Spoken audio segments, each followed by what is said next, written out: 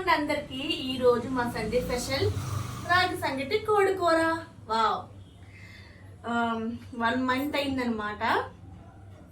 నేనైతే ఇంట్లో రాగి సంగటి చేసి 1 month తర్వాత మళ్ళీ ఇప్పుడు చేస్తున్నాను.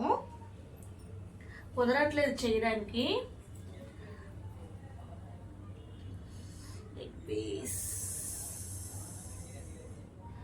Wow, super. ఈ సండే స్పెషల్ మీరేం చేశారు ఇంట్లో? కామెంట్ చేయండి. టేస్ట్ అయితే చూసేస్తున్నా.